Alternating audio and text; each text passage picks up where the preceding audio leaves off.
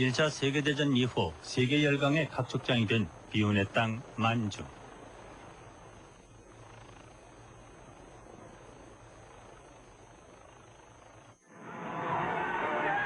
(1931년) 대동학 공영의 기치를 내건 일본은 대대적인 만주 침략에 나섰다. 대륙 진출의 야심에 불타던 그들에게 만주는 포기할 수 없는 땅이었다.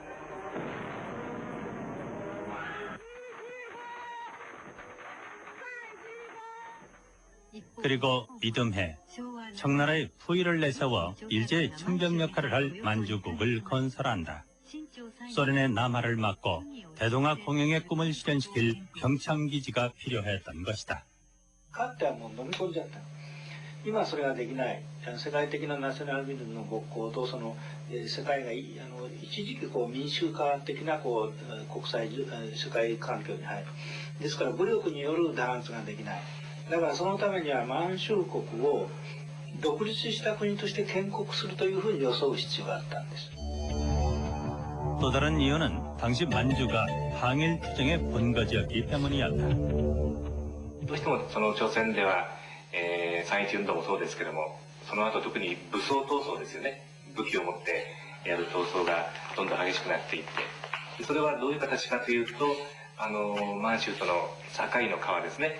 鴨緑江とかトマン江とか、そこを越えてどんどん襲撃してまた引き上げていくというような形で、朝鮮の独立運動を最終的に根絶する、なくすためにもやっぱり満州を抑えないと。いつまでも満州があると、やっぱり朝鮮の独立運動の一つの根拠地といいましょうかね。そこから人材も提供されるし、武器もそこから出てくるというような。 만주국의 수도였던 신경, 지금의 장춘시에는 국무원 등 그때의 건물들이 아직 남아있다.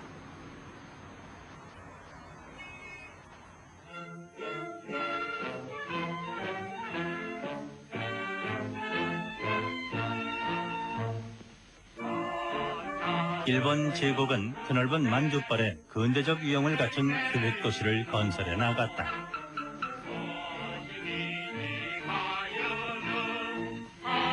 그것은 피폐해진 민심을 수습하고 소련 등 서방 세계와의 전쟁에 대비해 장기적으로 군수물자를 공급해줄 기지를 구축하기 위해서였다.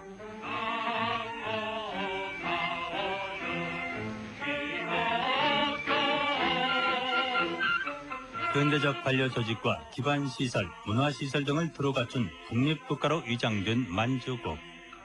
그러나 만주국의 실질적 지배권은 다름 아닌 일본 관동군에게 있었다.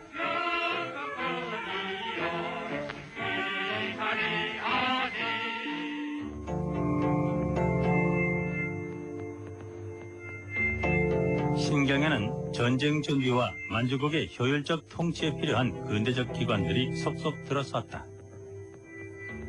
일제는 만주국의 수도 신경에 자신들의 야망을 그대로 드러냈다. 만주국 건립을 주도한 것도 바로 관동군 중심의 일본 군부였다. 당시 일본의 무력 팽창에 대한 서구 열강들의 견제가 심해지면서 이들에게는 다른 명분이 필요했다. 満州でまず関東軍の参謀石原幹事というのが就任します。で、彼がそれまでの満州観を書き換えます。それは、満州を領有することによって、まず中国民族を解放するんだと。特に満州族を中心として解放するんだと。で、彼らにはそういう近代国家を作っていく、高い文化はあるけど近代国家を作っていく能力がないということからですね、関東軍イコール解放軍規定をするわけです。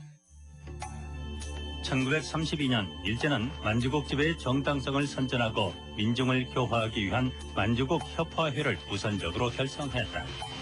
만주국 의회 성격의 협화회는 일본인, 조선인, 중국인 등 5개 민족이 화합하는 이상향의 건설을 주창하고 나섰다.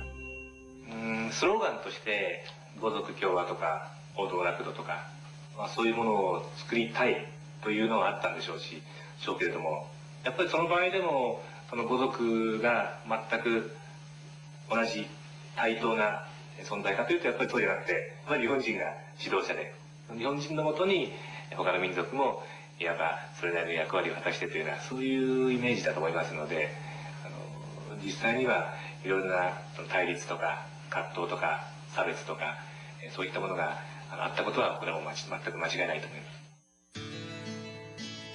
이른바 오족협파는 일본의 지배를 정당화하기 위한 한낱 후회에 지나지 않았다.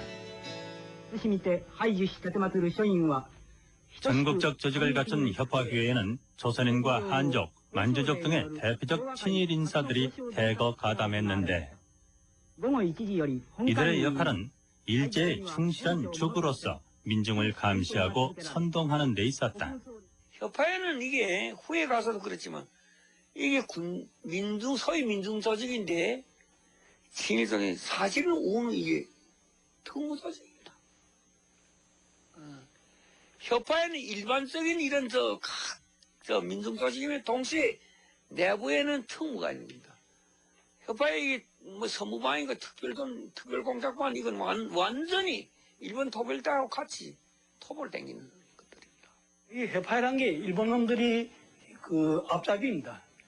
이거는 협파회는 연변의 중앙에서부터 만주로서부터 성의 협파회가 있고 그 다음에 간도 성의 협파회가 있고 하현의 협파회가 있고 그 다음에 촌의 협파회가 있습니다. 그러니까 이거는 정부에서 관리를 못하고 만주에 직접 일본은 관동물에서 관리를 합니다. 협파회란 건. 당시 이 협파회에서 주도적 역할을 했던 조선인은 이사인 윤상필과 이범희, 중앙본부위원 최남선, 협파회 의원을 지낸 이선근 등이었다.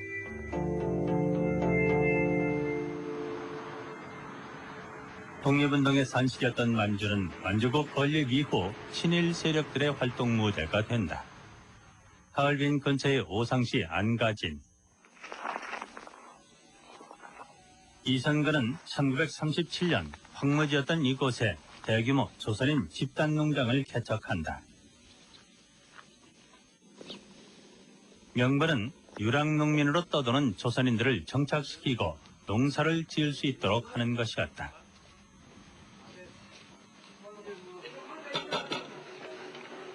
아직도 이 마을엔 당시 이주해온 이들이 남아있다. 올해 85살인 이승락 씨도 땅을 배분해준다는 말에 이곳에 왔는데 이선근은 안가농장 개척을 위해 개성갑부의 아들인 공진왕과 함께 만몽산업을 설립했다고 한다. 만몽 개척 주식회사라고 해가지고 그다음 누가 있었나 그러면 그 공진항이가 주임이고 돈 되는 자본가고 이성기가 주임으로 있어가서라 이 농장을 다 개척했습니다. 개척한다는 게 뭐라 그러면 전부 이거 밭이죠 뭐. 이게 한전 밭 결국 강릉이도 송구고 조이도 송구고 이런 속보도 송구하는 이런 밭을 그에 개척했죠. 원래 안가농장은 한족들이 밭농사를 짓던 땅이었다. 이선근은 한족들을 밀어내고 엄청난 인력을 동원 대대적으로 축대를 쌓아 수로를 만들어 벼농사를 짓게 했다. 일본을 등에 업지 않고는 불가능한 일이었다. 너 이만한 벼 다 우리 농사 지어가지고 잎살이 나오면은 관농국에 분량된다. 그 벼 달라니까. 그럼 뭐 방법 있어. 그리고 딱 안 나가는 건 막자서 했어요. 그거요 강제죠. 일본 놈 뒤에 세우고 이선거의 공진환이 박신덕이 이 사람들 다 애국자라요. 우리 민족을 살리겠다고 농장을 이렇게 개척하죠. 그래서 세력은 일본은 세력이고 앞에서 이 사람들이 나서서 우리 동포를 살리겠다고. 당시 조선인들 중에는 이를 고맙게 생각하는 사람들도 있었다. 이선근 자신도 훗날 이 안가농장 개척을 자신의 치적처럼 공공연히 언급했다. 그러나 당시가 일제 만주국 치하임을 생각한다면 순수한 의도로만 볼 수는 없다.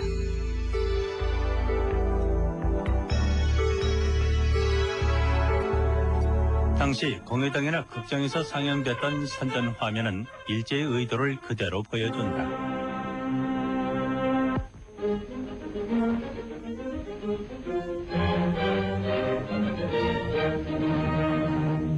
(1930년대) 소위 대동아 전쟁을 준비하던 일본은 불량미 비축을 위해 대대적인 식량 증산 정책을 为 펼쳤다. 了大东亚圣战早日完遂，也就是我们10亿民族怀得永远幸福。这是四平省应城朝鲜半岛第一次开垦的。 그 일환으로 특히 벼농사 기술을 가진 조선인들을 만주로 대거 이주시켜 집단 농장을 개척하게 된다. 이선근의 안가농장도 바로 그 중에 하나였다. 질이 좋기로 소문난 안가농장의 쌀들은 일제에 의해 고스란히 공출됐다. 给生产战士送去，以及挺身枪后战线的人们和各家庭。 대신 공들여 농사를 지은 농민들에게는 옥수수 등 잡곡이 배급됐다고 한다. 安如泰山。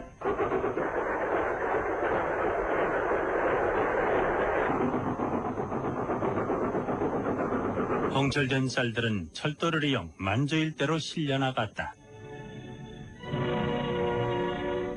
이제 개인이 제일 쌀을 못 먹죠.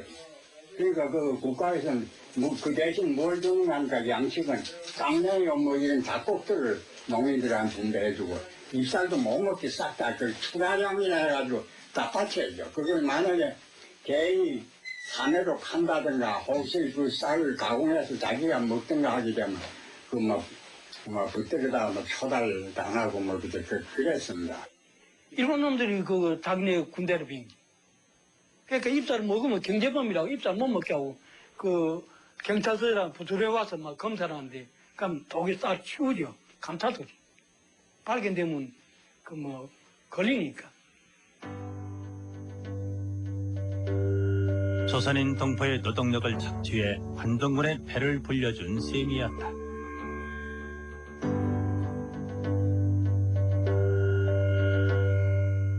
満州に移住させるっていうのもやはりそういう朝鮮人の稲作技術を利用してそこで満州国で分の米を作ってでそれを満州にいる日本人、特にやっぱり軍隊が大きいですからね関東軍の利用に供していたということがあると思いますよね。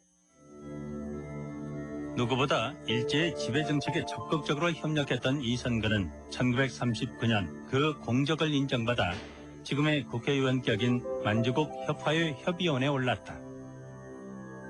그는 협화회의 핵심 인물로 1943년 전국연합회에서 표창을 받기도 했다.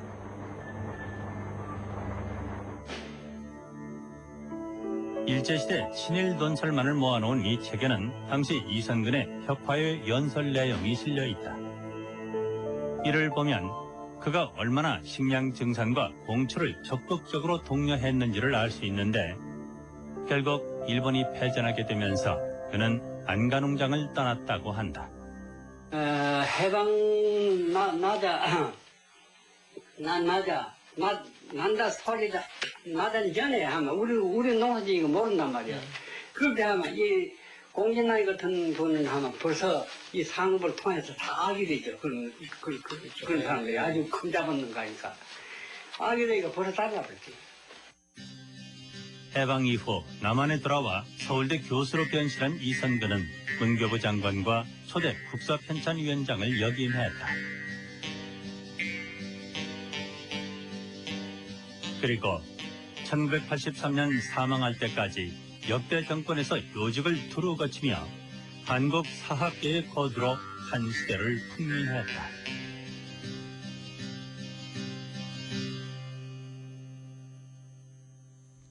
한편 일제는 만주국 건립 직후 다민족 친일 군관 양성을 위한 군관학교를 설립했다. 이는 전쟁에 대비 군 경력을 충원하기 위한 하나의 포석이었다. 有兵力不足，就得利用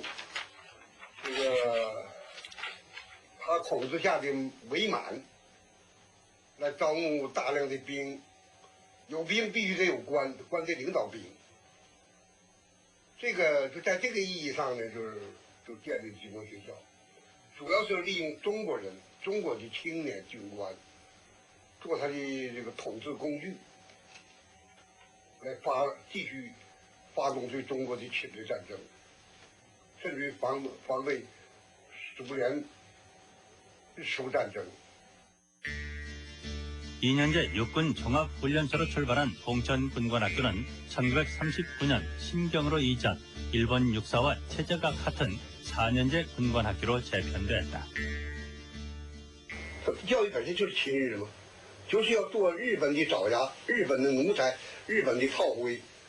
不管讲所有的课程，包括心理学、伦理学，是吧？这个逻辑学，这我们都讲了，都是基于这方面的，按照帝国主义那个理论。 来给我们灌输，也叫洗脑筋吧，让你亲日。 당시 조선인과 한족, 만주족 출신 학생들은 일본인과 별도로 반이 편성돼 있었다. 이 군관학교의 설립 목적은 실전 훈련과 정신교육을 통해 충실한 한국 군인을 양성하는 데 있었다. 만주 군관학교 출신의 대표적 한국인은 이주일, 박정희, 이한림, 강문봉 등 해방 후 한국군의 중추 세력을 형성한 인물들이었다. 이쪽에 이름을 알 수 있는 그런 연변대학의 박창욱 교수는 박정희의 만주 군관학교 시절 사진이 실린 졸업 앨범 4번을 취재팀에게 공개했다. 이쪽에 1940년 신경 군관학교 2기로 입학한 박정희. 창씨 개명한 그의 일본 이름은 다카키 마사오였다.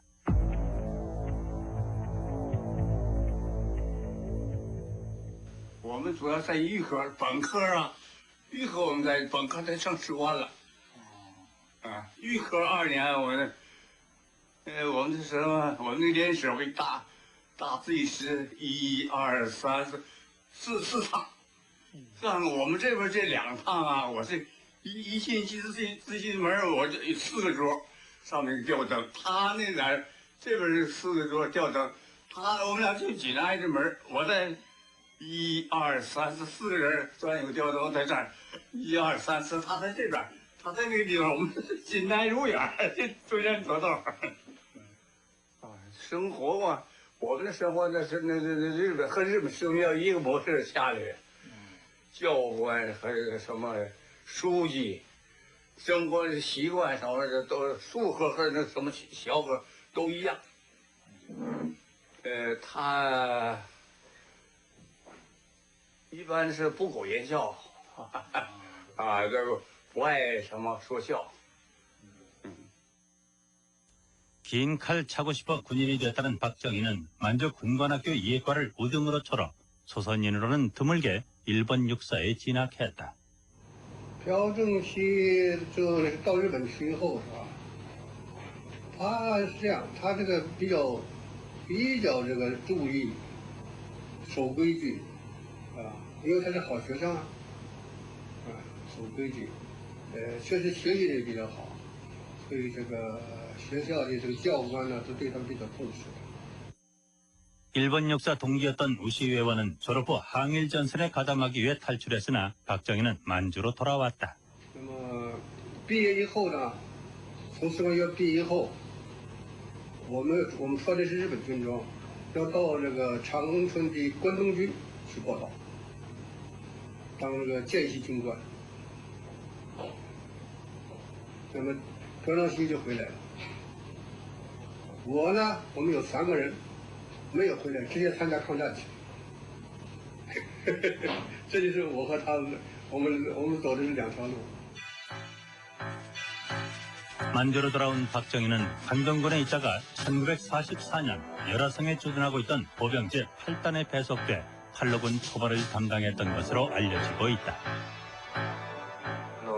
そういう満州軍学校出た中にいろんな民族の人がいるわけですよね。日本人だけじゃなくて朝鮮人も当然いたわけで、そういう人も一緒にこういろんな部隊に配属され、満州の治安を強固にするような、つまりその当時の言い方で言うと、その共産主義ゲリラですね、教費とか、あるいはその馬族とか、そういうその自分たちの統治に抵抗するような人たちを攻撃していたわけで、その中には朝鮮人のいわば独立軍のような存在も当然あったと思います。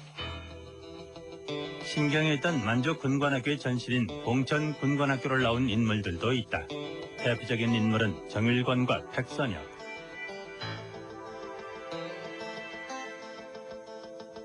해방 후 번갈아 육군 참모총장을 지내던 두 사람 모두 봉천 군관학교 출신들이었다.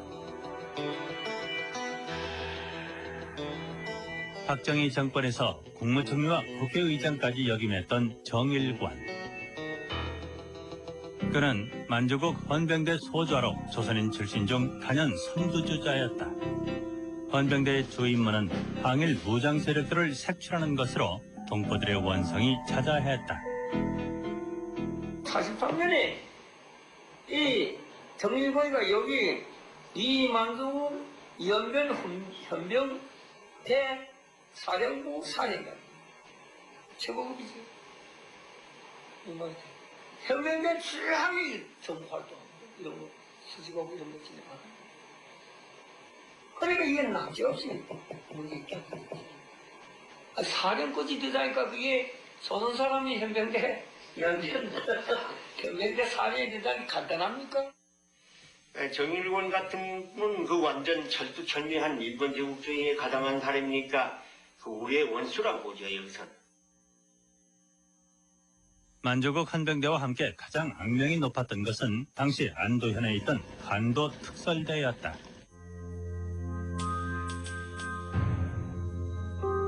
간도 특설대 본부가 있던 자리는 현재 목재소로 변해 있었다. 간도 특설대의 병력은 2개대대 규모. 부대장만 일본인이고 장교와 병사들 모두 조선인이었다고 한다. 이 특설대 창설을 제안한 것도 만주국 참의를 지냈던 친일파 이범익이었다. 특설부대를 그래 조직한 겁니다. 38년에 12월 달에 아마 조직했습니다. 왜 조직했냐? 조선 사람으로서 조선 사람 통치를 해야 된다. 조선 사람 반일부대는 조선 사람이 해야 된다. 이래서 기호하라. 이범익이가 그걸 주장했어요. 간도도 현병대에서 현병분견대 대장하고 같이 토론했어요. 그래서 만든 겁니다. 간도 특설대의 임무는 바로 1930년대 만주를 근거지로 항일 무장투쟁을 벌이던 조선 독립군 토벌에 있었다. 당시 소중연합군 형태로 재편된 동북 항일연군이 만주에서의 항일투쟁을 주도하고 있었는데 그중에는 조선인들도 적지 않았다. 이 간도 특설대라는 것은 아주 독특한 조직이에요. 이게 공식 조직이면서 동시에 또 별동 조직이기도 합니다. 이 간도 특설대야말로 바로 30년대부터 40년대 조선인들 항해실을 가장 악랄하게 추적하고 그다음에 죽이고 했던 이른바 토벌을 했다 그러죠. 그들 입장에서 했던 가장 악명 높은 세력입니다.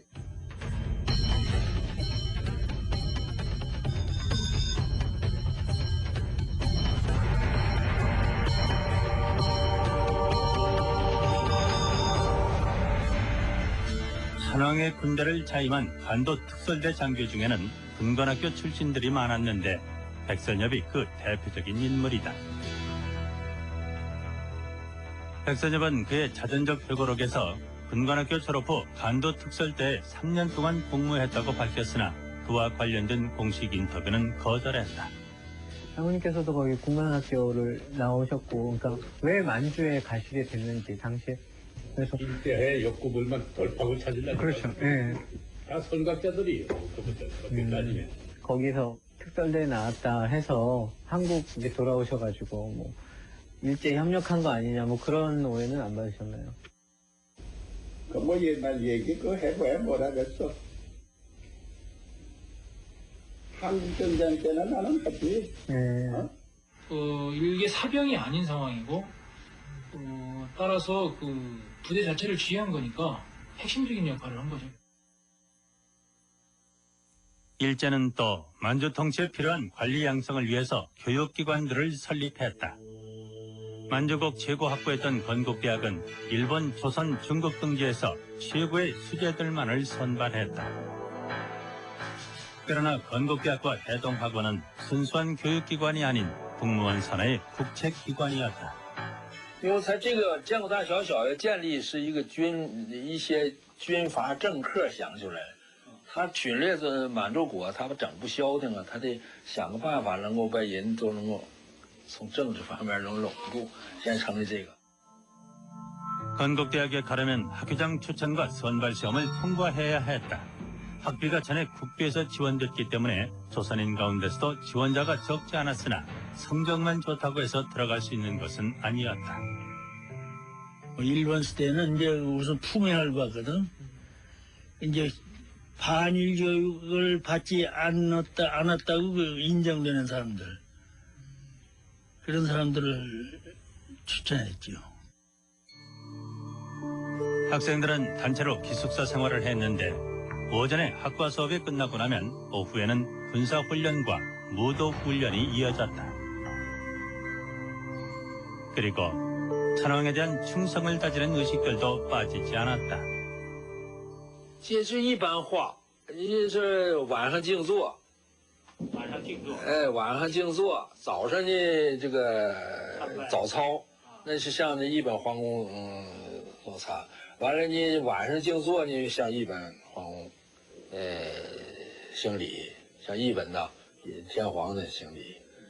吃饭的时候有念的一套歌，天照大神给的饭就是阿妈自毛挠啊是什么饭，就得念完了再开始吃饭。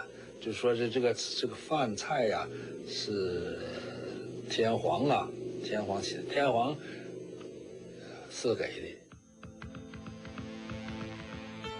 당시 건국대학 2기생들의 출신 지역을 표시한 지도. 이를 보면 조선인 학생들도 적지 않았다는 것을 알 수 있다.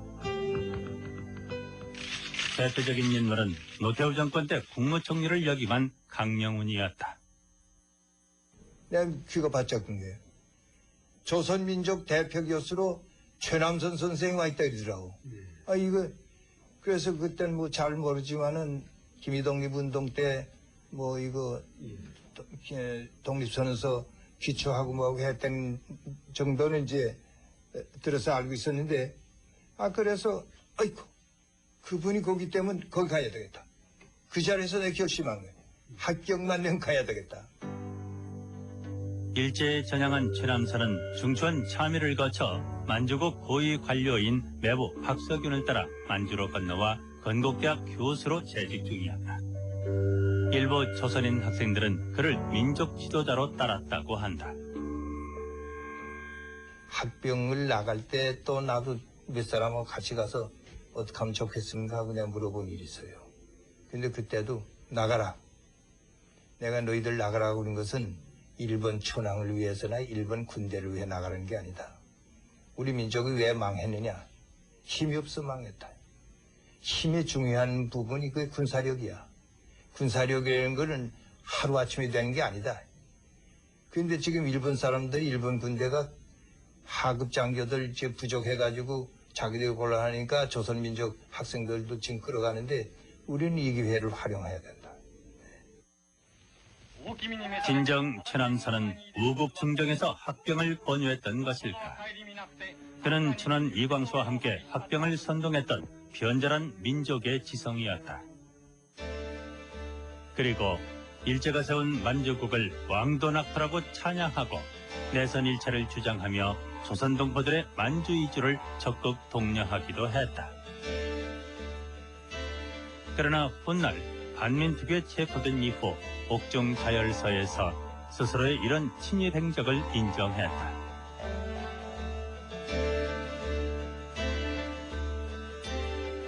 건국대학과 함께 일제에 충실한 고등반을 양성했던 곳은 바로 대동학원이었다. 대동학원 나오면 대대학은 우리 한국으로 말하면 군에 배치해요.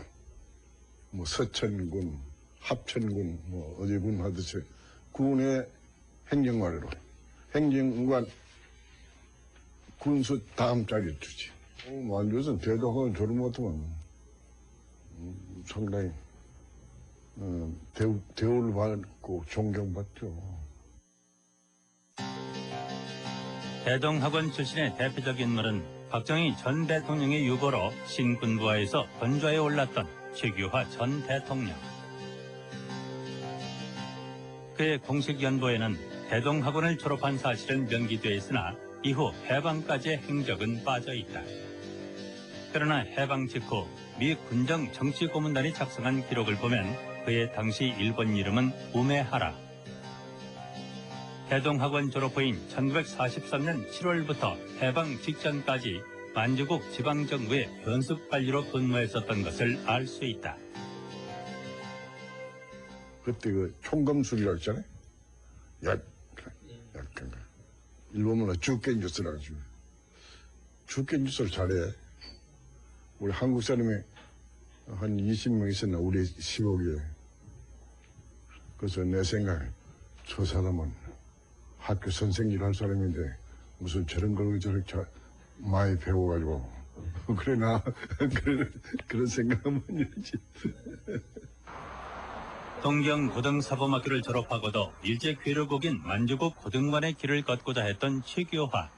그는 만주국에서의 이력을 숨겼던 것일까? 얘기는 틀린 성이라고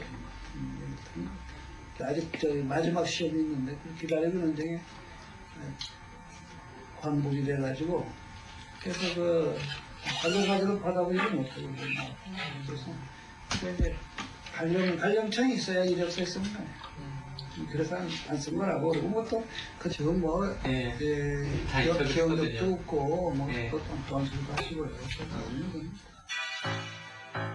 일제에 협력했던 만주 인맥들은 해방된 조국에서 다시 주도 세력으로 부상한다. 이 땅의 새 주인이 된 미 군정에게는 친일파 청산보다는 혼란을 수습하는 것이 먼저였다. 대한민국 수입대제 친일파 청산하려는 법안이 남조선 가덕 입법 의원에서 나왔어요. 이걸 미군정이 거부하는 겁니다. 그래서 미군정이 거부를 하는 바람에 실패하고, 그래서 대한민국이 건국되는 그 순간에는 미군정이 심어놨던 친일파들의 군, 정치계, 경찰, 법조계 다 장악을 해버렸어요. 거기다 국내 정치적 기반이 없던 이승만이 만주군 출신들을 자신의 친위대로 대거 등용했다. 첫째는 그 이승만의 정치적인 야욕이 아무래도 광복군 독립군은 김구 선생 쪽이고 자기하고는 입장이 다르잖아요. 자기를 지지하는 세력하고는. 그렇기 때문에 친일 세력을 등용하면은 약점이 크기 때문에 아주 부려먹기 쉽단 말입니다. 그냥 누구 죽여하면 죽일 수도 있고 엎드려 하면 엎드려 있을 수도 있고. 이후 한민 특유에 의해 친일파 청산이 시도됐지만 만주의 친일 혐의자에 대한 조사는 절대적인 시간과 정보의 부족으로 끝내 이루어지지 못했다. 친일파라는 분들이 누구냐 하는 정보를 제공하고 조사 대상이 되는 사람은 피해자거든요. 안 그렇습니까? 혁명운동하다가 반일사상, 반일사상, 이를테면 독서에다 이렇게 문화, 혁명운동 하다가 그런 분들인데, 그리고 그분들이 이 얘기 해줘야 우리가 알지. 아무것도 없지 않습니까? 실제로 조사관들이 나가서 활동한 것이 어렵게도 안 됩니다. 그간에 참 민족 정의를 되살리는 데서 국민의 거센 호응이 있었으니까 그나마 그 정도 재료도 없고 제보도 있어가지고 했으나만 지금 생각해보면 저걸 아마 한 5년 계속해주면 역사의 여러 가지 진실을 밝힐 수 있었지 않나 싶습니다. 이렇게 해방 전국에서 말을 갈아탄 만주군 출신들은 한국전쟁을 계기로 군을 장악하게 된다. 일본 헌병대 소자로 해방을 맞은 정일관은 육군 참모총장에 한도 특설대 출신의 백선엽 역시 육군 참모총장의 최연소 사성장군. 만주군 군의관이었던 원영덕은 초대 헌병사령관. 안동군 헌병대 출신으로 항일 세력들을 색출했던 김창룡은 육군 특무대장에 오른다. 이들이 승승장구할 수 있었던 것은 무엇보다도 이승만의 친위대 역할을 충실히 해냈기 때문이었다. 1950년에 부산에서 정치파동 났을 때에 내가 바로 이제 그 중심 인물이었었는데, 근데 그때 정参부장이 이제 이종산 씨거든. 예, 군 일개 연대를 부산 내려보내는 그 노회거든. 그래서 그게 이제 상당히 아주 이 박사의 아주 노여움을 샀죠. 그래서 그 사람 실각해가지고, 실각은 아니지만 육군대학 총장으로 보내고, 그 뒤부터는 이제 정일권 씨 이제 중심으로 해가지고, 백선엽 씨라든가, 그 사람들 만군계통이 이제 올라왔죠. 예. 한기 4294년 5월 16일 친일의 옷을 벗고 분단국가의 반공전사로 변신한 이들은 다시 한번 5.16이라는 호기를 맞게 된다. 만주군 출신의 육군소장 박정희가 군사 쿠데타로 권력을 장악하게 되는데, 당시 쿠데타 주동 세력 가운데도 만주 군관학교 출신들이 적지 않았다.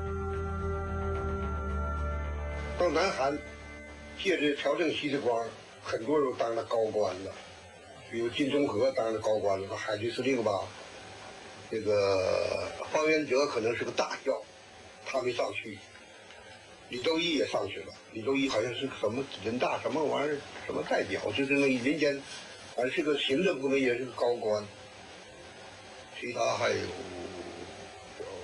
朴连恒也当了，可能中将也是，朴连恒。 都借朴正熙的光拉到跟前儿，把朴正熙捧上来的。 실제로 봉천 군관학교와 일본 육사 출신의 정일관, 만주 대동학원 출신의 최규화 등 이른바 만주 인맥들은 이후 역대 정권에 걸쳐 승승장구하며 군부는 물론 정계와 행정부의 최고위호직을 장악하게 된다. 그러나 그들의 이력 중 친일 행적이 문제가 된 적은 거의 없었다.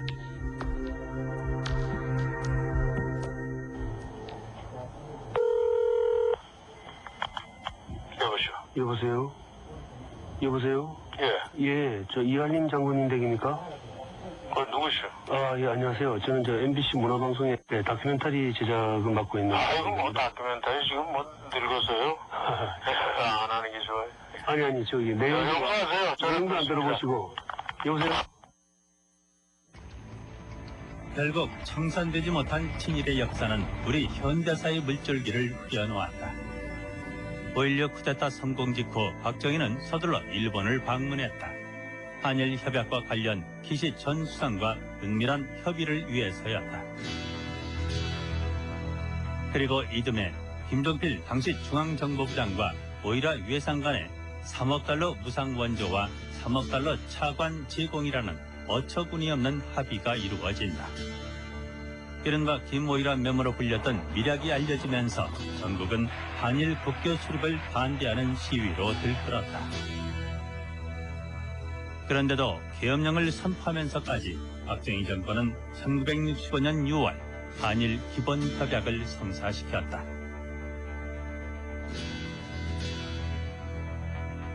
일제 36년의 치욕스러운 역사를 단 3억 달러와 맞바꾼 대통령 박정희, 국무총리 정일관 모두 일제하에 만주군 출신이었다. 이 청구권이란 말도 굉장히 웃기는 얘기죠. 사실은 그 전후 배상으로서 그 제기해야 할 부분이 그 전혀 엉뚱하게 처리가 되고, 일본 입장에서는 독립 축하금이 되어버리는 겁니다.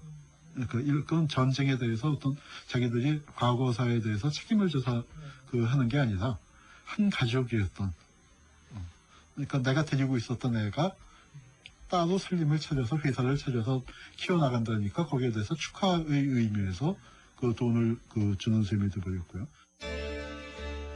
일본 내 대표적인 만주 인맥 중 한 사람인 기시는 박정희로부터 1등 수교 훈장까지 받는다. 오늘날까지 문제가 되고 있는 한일 협약은 바로 이들 만주 인맥들의 합작품이었다. 자주적인 민족국가를 내세웠던 박정희는 이후에도 기신 노부스케에게 국정자문을 구했던 것으로 알려지고 있다.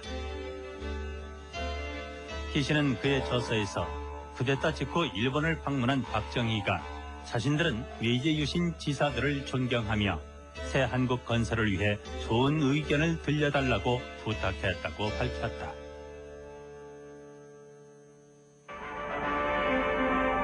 집권 이후 국가주도의 기간산업과 중화공업 육성 등 경제개발에 박차를 가했던 박정희. 한편으로는 건설해야겠다는 전 국민의 결의 아래 우리 민족의 꿈과 이런 힘을 개발 방식은 바로 기시를 중심으로 한 일제 관료들이 만주국 건설과 전후 일본 제하간에 사용했던 방식이었다. それをやる。で、そこで何が出てくるかっていうと、統制経済国家の建設を。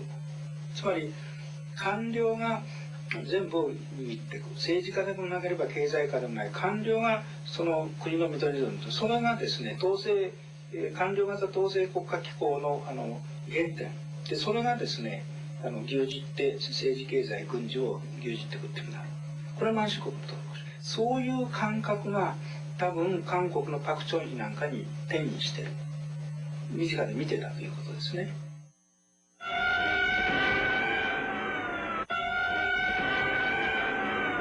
유신 독재 정권의 상징처럼 여겨졌던 주민 동원 체제 역시 일제 괴뢰국이었던 만주국의 유산이었다. 사이에 전투 태세가 완료됩니다. 평화를 사랑하는 우리는 그 평화를 지켜야만 되겠기에 여기 총을 잡고 나서는 것입니다. 만주국 지배에 대한 민중의 불만을 억압하고 항일 세력의 침투를 막기 위해 일제가 했던 대로 박정희는 한반도 남쪽의 통제 사회를 부활시켰다. 70년대에 와서 박정희가 1940년대 초반에 경험했었던 만주국에서의 그 추억을 되살려서 그 한국에서 유신 이후에 적어도 이제 유신을 전후한 시기부터의 한국 사회가 아주 심각한 병영 국가로 68년경부터 이제 그 추세가 시작되는데 그 점점 그 만주국 시절의 그 모습이 그것은 친일의 잔재를 청산하지 못한 원죄였다. 일본 제국주의의 또 다른 피해자였던 중국은 우리와는 전혀 사정이 달랐다. 종전 후 일제에 협력한 친일파, 즉 한간에 대한 대대적인 숙청이 단행됐다. 친일파 처단엔 공산당과 국민당이 따로 없었다. 이 한간 재판은 3년 동안이나 계속됐는데 국민당 점령 지역에서의 처리 건수만 4만 5천 건. 사형 집행도 350건이 넘었다.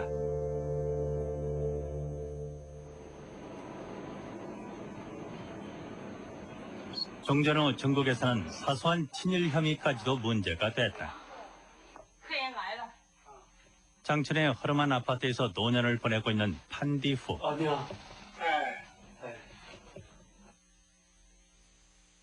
만주 군관학교 출신인 그의 삶은 군관 양성학교를 나왔다는 하나만으로 고달팠다. 당시 여느 젊은이들처럼 징병을 피하기 위해 어쩔 수 없이 선택한 길이었지만 그것 때문에 종전 후 엄정한 조사를 받아야만 했다. 那是当时贵州的当过兵啊，脱离过兵线就去了。我考上有的哲学所，我准备上大学。我父亲呢，主张我校园证，省有危险什么事。后来考学校，还躲避当时伪满的国兵，要有正兵就上去了。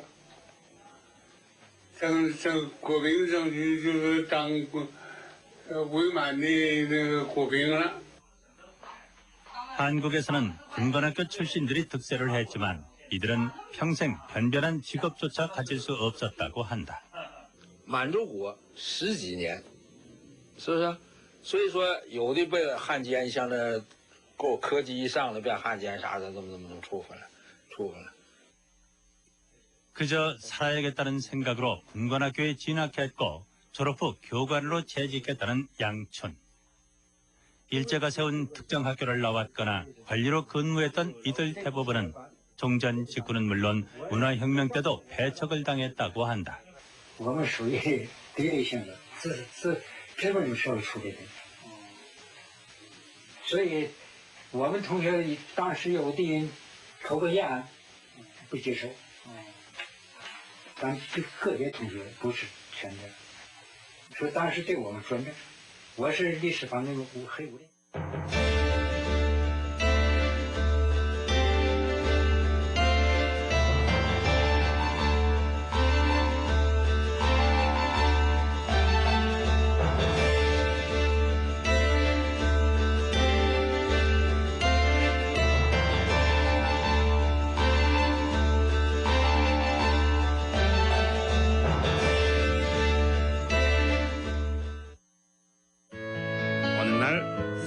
집에 가는 길이었어요. 그런데 그만 고쟁이 아저씨가 다시 돌아가라는 거예요. 그래서 전 아저씨가 뭔데 왜 못 가게 막냐며 그건 나를 2번 죽이는 거라고. 그리고 59년이 흘렀다. 분단의 기호